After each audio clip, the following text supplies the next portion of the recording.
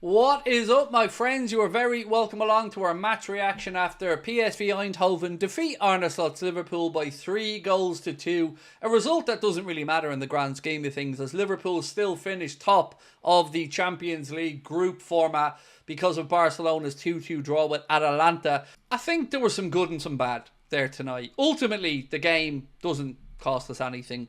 Hopefully no new fresh injury concerns either, and there will be some invaluable experience picked up for some of those players there tonight. Nalo can certainly feel rather unfortunate to have got himself a late red card as well. We'd seen goals in the game from Cody Gakpo, which was, you know, a well taken penalty. Harvey Elliott got himself a goal as well. Chiesa got a good solid 90 minutes. I thought James McConnell in the centre of the park was phenomenal for him to come in and do what he did tonight. I think that is a huge indication of what a good player he is. And look, there's also some players he probably wanted to see a little bit more from there tonight. Like Jayden Danns maybe didn't have the influence on the game that we would have hoped for. But we'll pick the bones out of it together. So again, keep your comments coming in. Tom said, can't lie, wasn't that interested in the game. As soon as I saw the lineups, PSV playing like it's their final. Red card was not needed. Referee trying to have a scene in the game. Poor kid. Yeah, I just don't know if that was the right decision on the red card, full stop, because I feel like we had somebody covering, but I'm more concerned from the perspective of Nalo, to be honest, because, you know, big night for him getting on in the Champions League, and unfortunately that's not going to be a great memory for him, and I hope it doesn't dent his confidence too much. Evening, Craig, thoughts on Robbo? He looked pretty average. Yeah, he had some good passes in the first half, Andy Robertson. I thought he played some very good balls over the top early doors.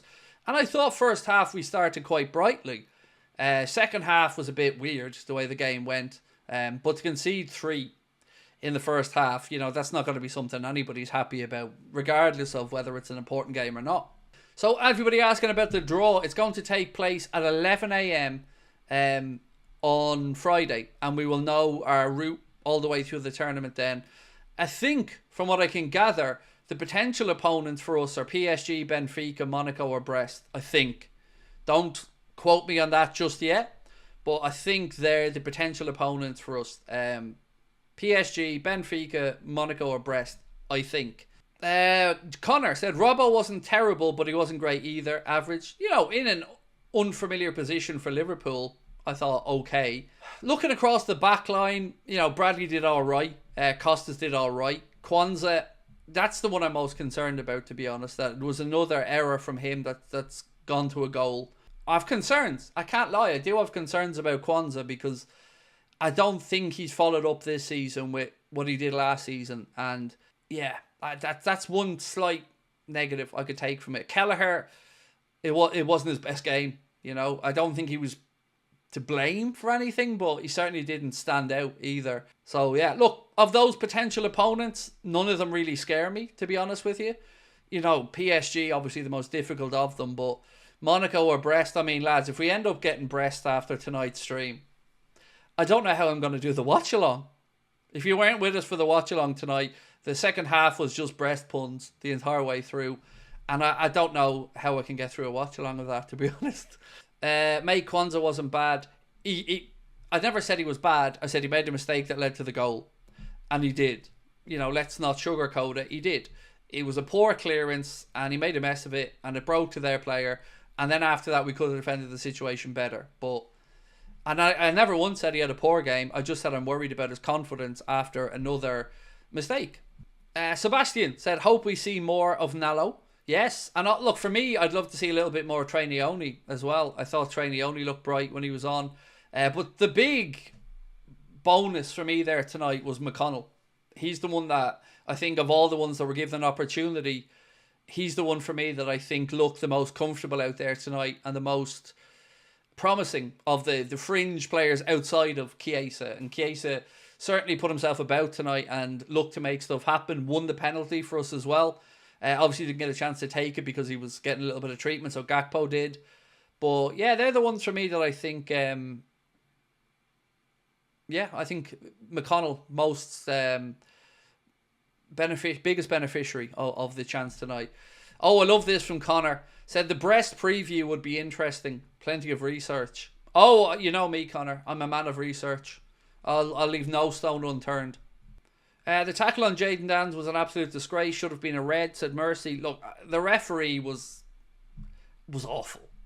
Like, let's be frank about that. The referee looked out of his depth out there tonight for me, with some really shitty decisions all around the pitch. Pretty disappointed with Kwanzaa and our defence as a whole, said Mike. Look, it's never great when you concede 3 goals in a half of football.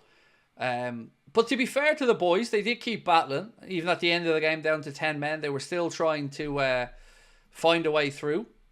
Thoughts on Chiesa, said Tella.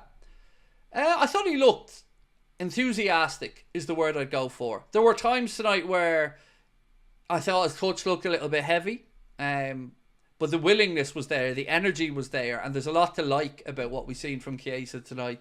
It would have been lovely if he could have capped it off with a goal. It was his strike that forced the keeper to parry the ball out for Harvey Elliott's goal, which, again, you say well done to both on that one. Elliott for being in the right position, and Chiesa, obviously, for making the keeper make the save. Look, I don't want to go too deeply into it here, because there's no need to get overexcited or no need to get overly annoyed by it.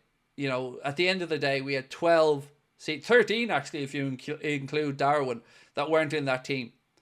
And for Liverpool to even go out there and be competitive, I think, is testament to the quality of the younger players as well there. And I think it'll be an invaluable learning experience for them, and a good little look for Arne Slot at some of the fringe players as well. So I think certainly we will have learned a lot from that game there tonight, with regards to the progression of some of these players. Didinho said, I'd like to see Brest out of the cup. We always do, mate. Both of them, Didinho. Christian said, feel bad for Nello. For the red. Chiesa played well. Good to see the kids get minutes. We're on to the next round up the Reds. Yeah, definitely feel devastated for young Nello, because it's never nice to see that happen to a young kid like that. But I hope he learns from it, Christian. You know, the positioning before the ball bounced, and then thrown a foot at it as well. But, you know, certainly no, he's very well thought of at the club, Nallo, and he shouldn't let his head drop about that. It should be a learning experience, and I'm sure it will be. But the main thing for me there tonight, ladies and gentlemen, is we got to rest up loads of players, 13 I guess in total, ahead of what is a massive game at the weekend against Bournemouth. And make no mistake about it, we play at 3 o'clock on Saturday, and Arsenal, who have played away tonight in Europe, have to go back and then play on the Sunday against Manchester City after our result. So if we can go to the Vitality and get a win on Saturday, it's feet back, sit up and enjoy that game, because somebody there is dropping points, and hopefully Arsenal. When's the draw? So just to caveat this, right, there isn't going to be a draw through every round of this now, like we've seen in previous iterations of the Champions League. What we're going to see now is a draw for the playoff round on Friday, 11 a.m, and that will then give everybody their pathway through to the final. So you will know your potential opponents all the way through. It's one big open draw. Liverpool are going to be facing either PSG, Benfica, Monaco or Brest. And then for Manchester City, it looks like it's Bayern or Real Madrid. Ouch. That's a horrendous potential set of games there for Manchester City in the Champions League. That is ouch. Yeah. That is show there exactly why you got to finish in that top 8, apart from the fact that they now have 2 extra games of football to play.